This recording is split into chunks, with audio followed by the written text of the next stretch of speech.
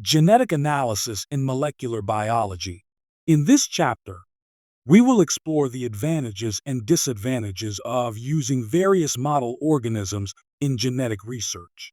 You'll learn why certain methods used in model organisms may not be applicable to human studies and how different approaches are utilized to study human genetics.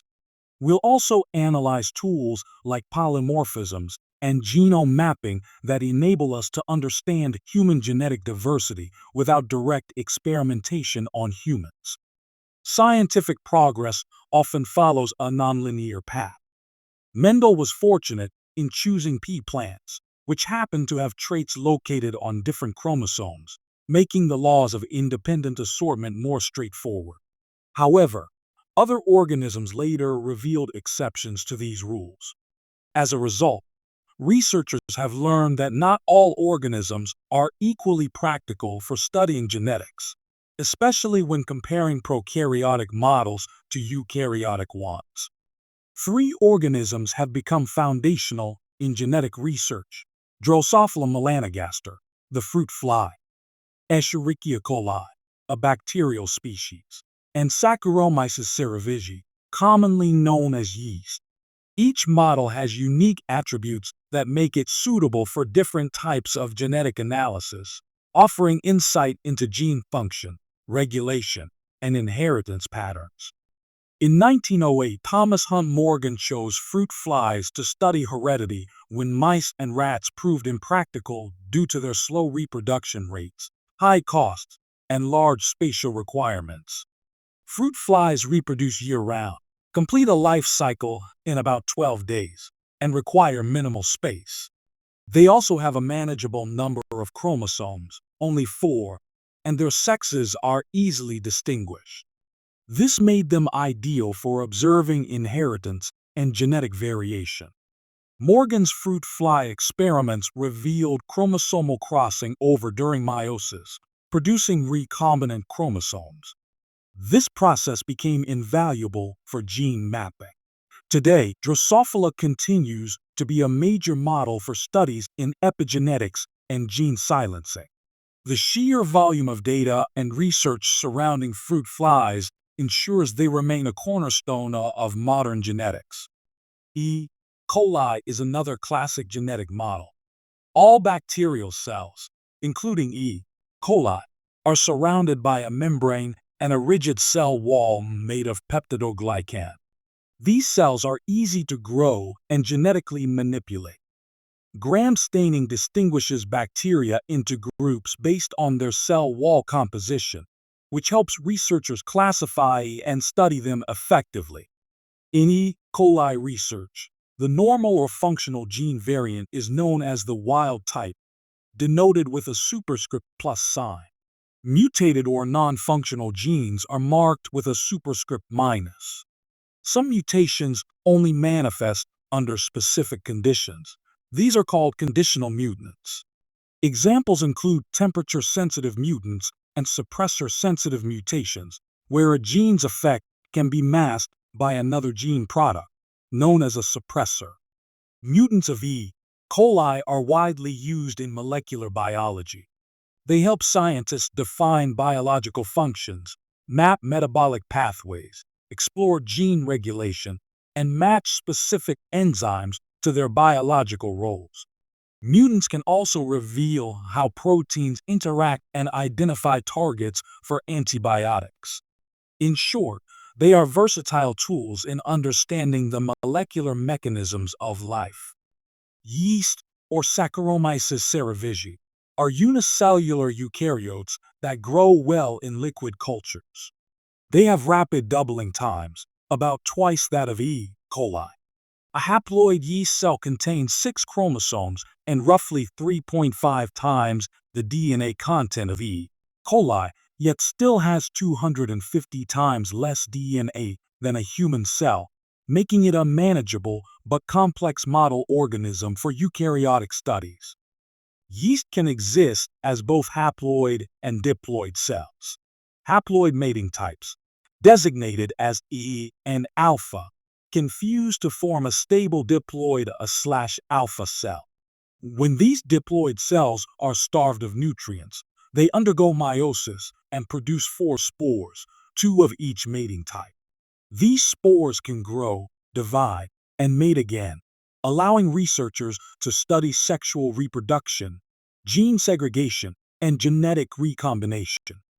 This figure highlights the process of yeast budding, a common method of asexual reproduction.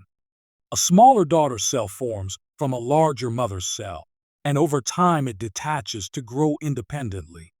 This visual illustrates the mother-daughter relationship in yeast, helping us understand cell cycle dynamics and how cells maintain genetic consistency across generations. Because human genetic experiments are ethically restricted, researchers rely on specific DNA sequence variations to study genetic traits and inheritance. 2 especially important types are tandem repeat polymorphisms and single nucleotide polymorphisms, or SNPs. These variations serve as molecular markers and are powerful tools for genetic analysis in populations. Tandem repeats are DNA sequences that repeat head to tail multiple times, ranging in size from 1 to 100 base pairs. Microsatellites contain 1 to 6 base pairs, while mini-satellites span 7 to 100 base pairs. The number of repeat units varies between individuals, making these polymorphisms highly informative. PCR and gel electrophoresis are often used to detect them, particularly for developing DNA fingerprints. Variable number of tandem repeats, or VNTRs, arise due to errors during DNA replication that add or delete repeat units. Mini-satellites typically have motifs of 10 to 60 base pairs, while microsatellites, or short tandem repeats STRs, range from 2 to 5 base pairs. STRs are distributed throughout the genome, averaging about 1 per every 2,000 base pairs of human DNA, making them ideal for forensic and genealogical analysis. DNA fingerprinting is based on detecting unique patterns of tandem repeat polymorphisms in individuals. Since the number of repeats differs from person to person, these patterns can be used to confirm identity, establish familial relationships, and solve criminal cases. This method revolutionized forensic science and continues to be a key tool in both legal and biological research.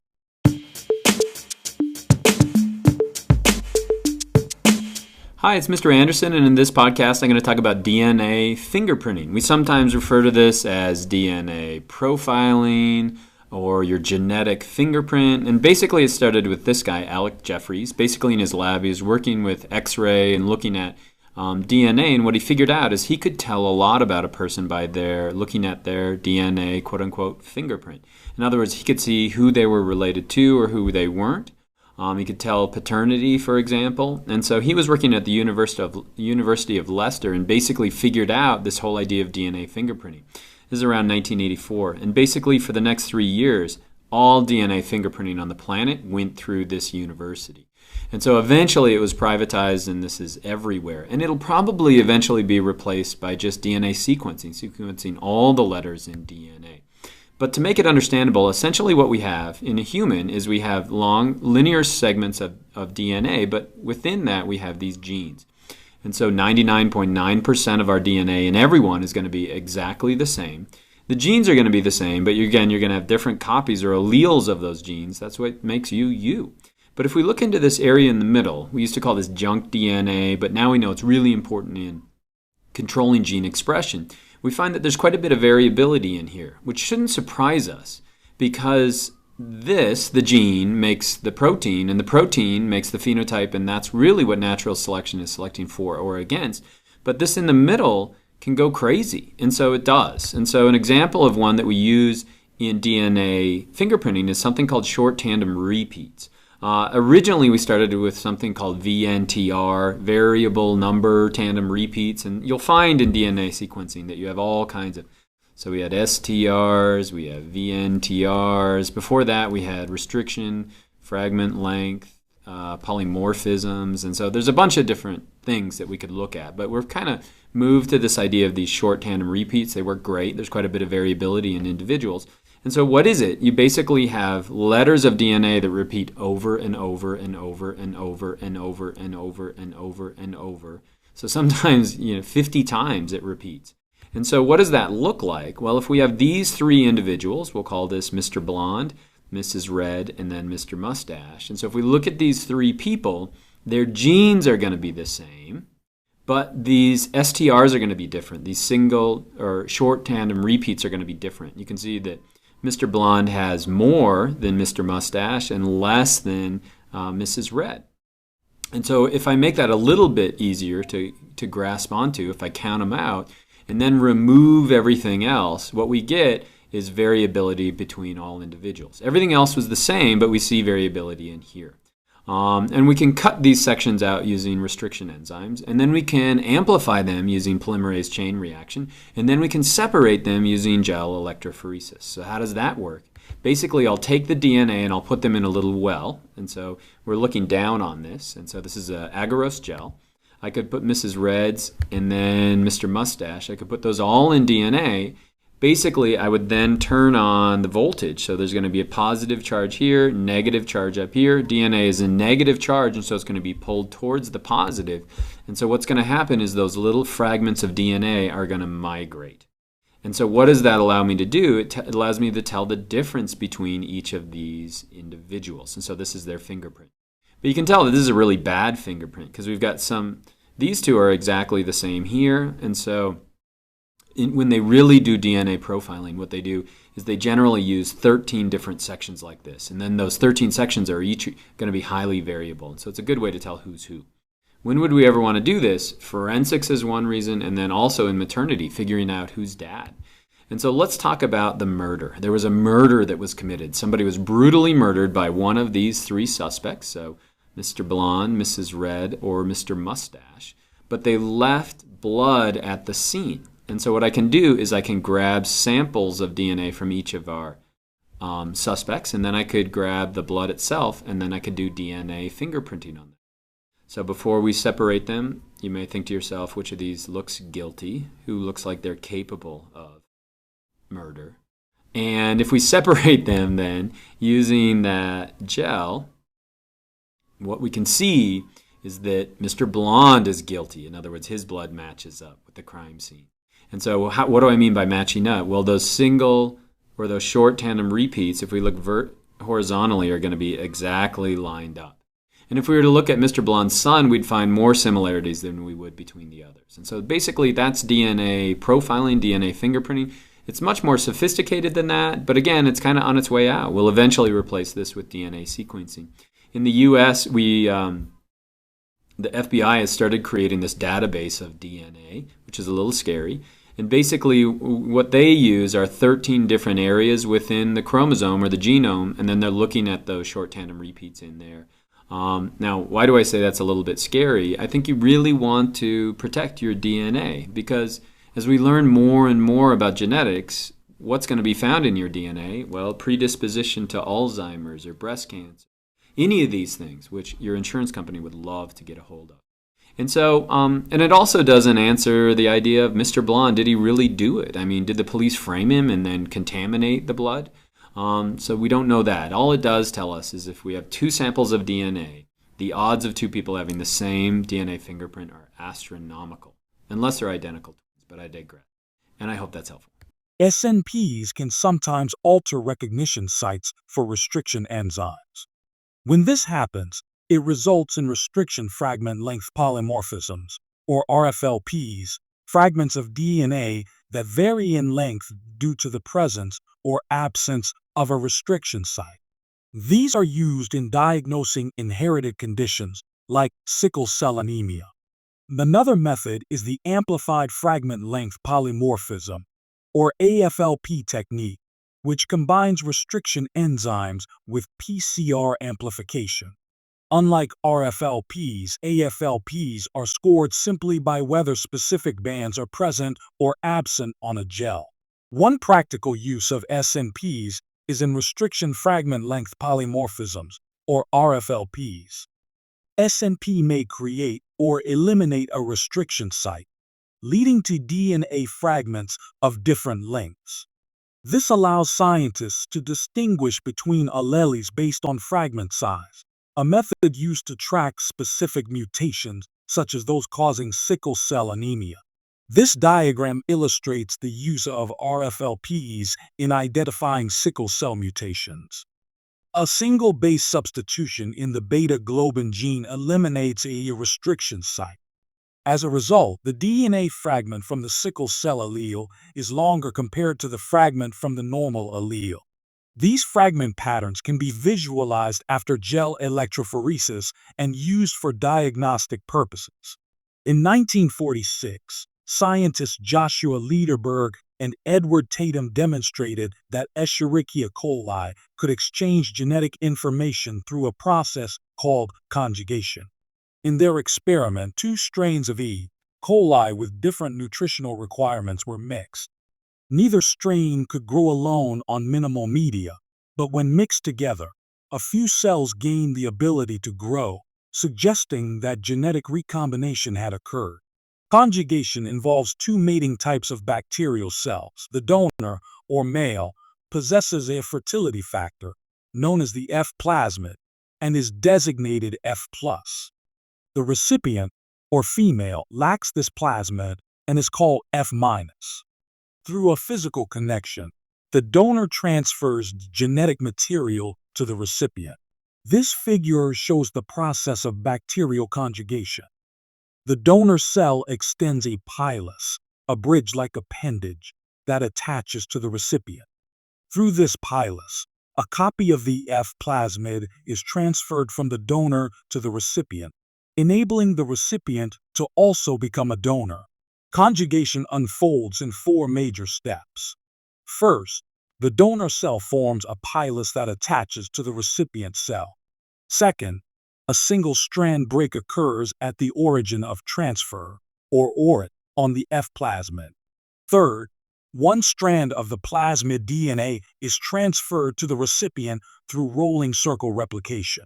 Finally, the recipient synthesizes a complementary strand, completing the plasmid and converting into an F+ donor cell. In some E. coli cells, the F plasmid integrates into the bacterial chromosome. These cells are known as HFR cells, short for high-frequency recombination. When HFR cells conjugate with F- recipients, they transfer not just plasmid DNA, but also chromosomal genes, starting at the site where the F plasmid is inserted. Transferring the entire E. coli chromosome during conjugation takes approximately 100 minutes. In most cases, the mating bridge breaks before this process completes. As a result, only partial segments of the genome and a non-functional fragment of the F plasmid are transferred. Despite this, meaningful genetic recombination can still occur. This figure illustrates the stages of conjugation between an HFR donor and an F- recipient. It shows how recombination events can occur even without the full transfer of the F plasmid. These processes help generate genetic diversity in bacterial populations. HFR conjugation has been instrumental in mapping the E. coli genome. Because gene transfer begins at a specific site and proceeds at a consistent rate, researchers can determine the order of genes based on how long it takes each one to enter the recipient cell. This time of entry mapping remains a cornerstone of bacterial genetics. This circular genetic map of E. coli shows the relative positions of genes based on their time of entry during conjugation. Each gene's location is measured in minutes from the origin of transfer, providing a temporal layout of the genome. Sometimes the F plasmid excises incorrectly from the chromosome of an HFR cell, taking nearby chromosomal genes with it. This results in an F' or F' plasmid. These modified plasmids can be used to construct partial diploids, bacterial cells that carry two copies of specific genes. Partial diploids are valuable tools for studying gene dominance and complementation. The ability of a plasmid to replicate is controlled by a region known as the basic replicon. This region contains the minimal genetic information needed for the plasmid to duplicate itself and maintain stability within the host cell. Without it, the plasmid cannot persist through generations of cell division. The basic replicon contains 4 functional elements. First, the origin of replication, a sequence where DNA synthesis begins. Second, the initiation region, which encodes the proteins and RNAs required for replication. Third, the replication copy control region, which determines whether the plasmid is present in low or high copy numbers. And fourth, the partitioning system, which ensures that plasmids are equally distributed to daughter cells during division. Because of ethical constraints, researchers cannot conduct experimental genetic manipulation in humans. Instead, genetic analysis in humans relies on natural variation. 2 types of DNA sequences are especially useful: single nucleotide polymorphisms, or SNPs, and tandem repeat polymorphisms. These variations provide insight into inheritance, disease susceptibility, and human diversity. Single nucleotide polymorphisms, abbreviated as SNPs, are variations where a single nucleotide is replaced by another at a specific position in the genome. Roughly 3 million SNPs have been identified in the human genome. These tiny differences can have large implications for gene expression, disease risk, and how individuals respond to medications. Tandem repeat polymorphisms occur when short DNA sequences are repeated head to tail multiple times. If the repeating unit is 1 to 6 base pairs long, it's called a microsatellite. If it's between 7 and 100 base pairs, it's called a mini-satellite. The number of repeats varies among individuals.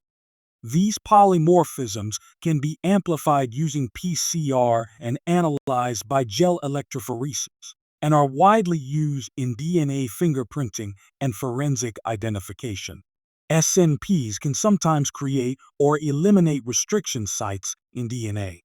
This leads to restriction fragment length polymorphisms, or RFLPs. In an RFLP, the DNA is cut into fragments of varying sizes depending on whether a restriction site is present. These patterns can be used to trace inherited mutations, such as those found in sickle cell anemia. This diagram shows how RFLPs can distinguish between 2 forms of the beta-globin gene.